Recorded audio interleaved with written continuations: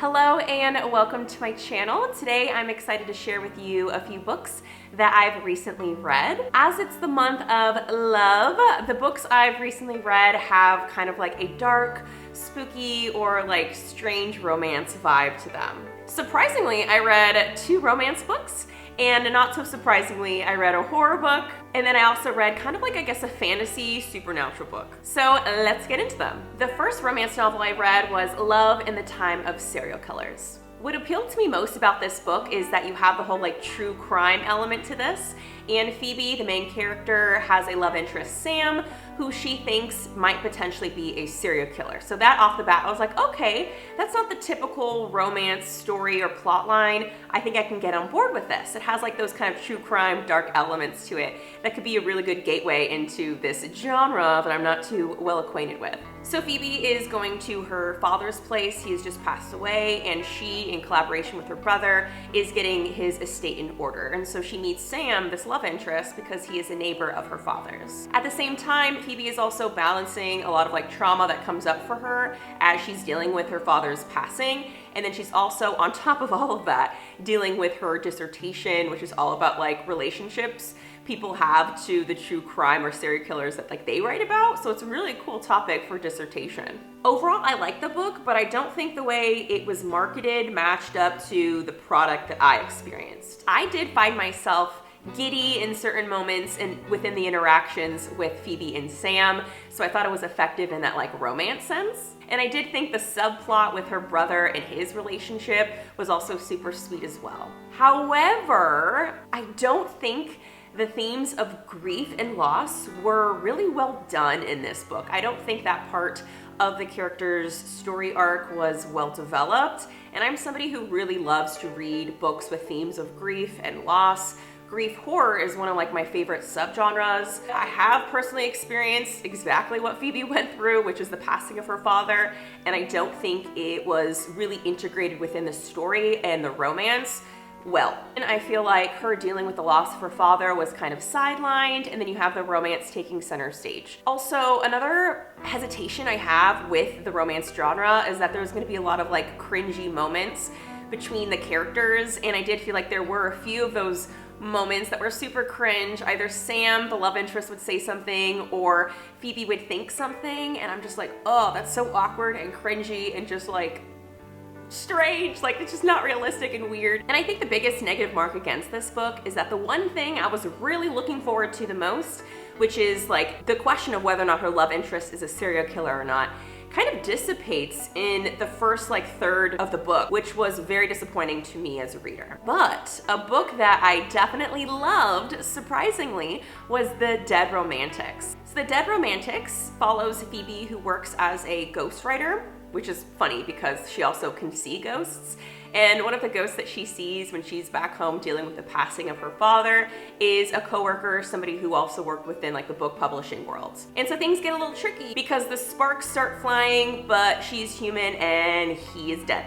I don't necessarily feel like the love interest was all that special. I don't think any of the love interests in these 2 romance books were all that like enticing to me. But the funeral home setting was a delight to read and have as like the backdrop for this. I mean, I don't know what else I needed in a romance book to be intrigued by it as the spooky Halloween lover that I am. You have the setting, which is a funeral home. You have constant references to Wednesday Addams. You have a human and ghost love story. Like, it is so great. Strangely enough, both romance books I read recently both have the main character dealing with the death of their father. Like, I don't know how that worked out. I didn't plan that, and it's just odd because that's something I experienced myself. But Ashley Poston succeeded at having the main character grapple with that reality while also developing themselves as a person, as a character, and then having that romance unfold right on top of it. Like, it was beautiful, chef's kiss. And when you think about it, it's like super challenging. How do you have a character that's dealing with the passing of a parent while on top of dealing with their own professional problems and then also having a romance blossom? Like, that's like 3 huge plot points that are intertwined together, and I really loved it. It lacked any cringy moments that Love in the Time of Serial Killers had, and just like the writing too. Like, I feel like the romance genre gets pegged as not having like the best grammar or writing or sentence structure, all that stuff, but this is beautiful. Like, Ashley Poston wrote so wonderfully about death and the importance of life, and I love the ending with this sense of like hope about the future, which there's like this arc you experience as somebody who does have like really close experiences to people passing in your life, and she really captured that. The dark depths you go to, and then that spark of hope that you really can't access if you're not with other people, collectively getting yourselves out of that really dark place after somebody has passed away. And that's like just, it's beautifully put in this book. Also, this weekend I participated in Criminali's Wasted Weekend, where we all read trashy books. For this one, I got to the 8th book in the Sookie Stackhouse series, which is created by Charlaine Harris. If you didn't know, the True Blood HBO show is actually based off this book series. I first watched the show when I was in high school when it first came out. I remember like sneaking into my bedroom at night watching the show because it's not really appropriate for somebody my age, but I loved it. It was definitely the time period where vampires were the thing. This is when you were releasing the Twilight books, there was like the midnight showings. It was the vampire era. And so naturally I needed to watch True Blood.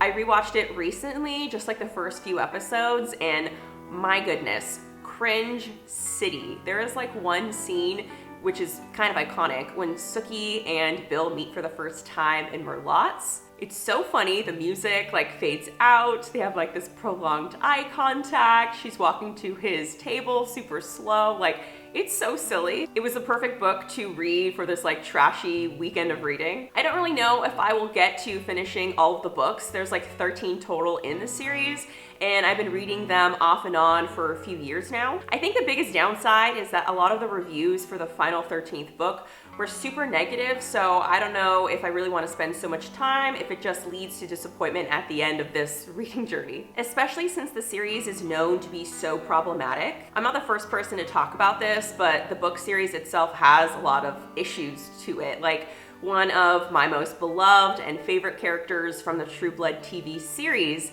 gets killed off in the first book. And so that's like just a huge trope within horror that definitely does not age well. There is a lot that I like about this series though. It's like really fantastical. You have werewolves, witches, vampires, shapeshifters, and it's really grounded in a sense of reality that I typically wouldn't seek out because I'm not a fantasy person at all. So I think it helps that Sookie herself is very much like grounded in the human world and kind of enters and returns from those kind of like supernatural spaces. Another book I recently read is more my typical vibe and is a horror novella written by Stephen King. In the past, I have not been the biggest fan of Stephen King on this channel, mostly because I find his books to be just so long-winded, more dense, and longer than they need to be.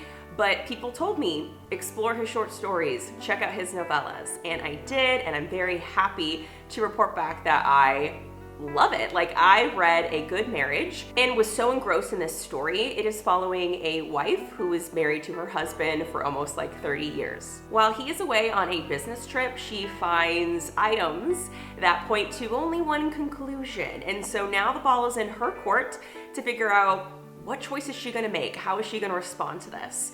Her choices are tough. She could do the easy thing or the hard thing, or rarely are they the same thing. And it's cool because as a reader, you're contemplating yourself, like, what would I do? Is the cost, the consequence, something I really want to deal with? Like, it could blow back on not just her, but her whole family. So I had a really good time with this one. I highly recommend it. And I think it's a really great like anti-Valentine's Day book as well. All right, so those are the books I read in the first week of February. I would love to know what you have been reading. If you like this video, definitely subscribe if you haven't already. And if you're looking for more book recommendations with like that dark romance vibe, definitely check out my video where I read Gothic-inspired horror novels that are more recent releases. So I will see you all in that video. Bye!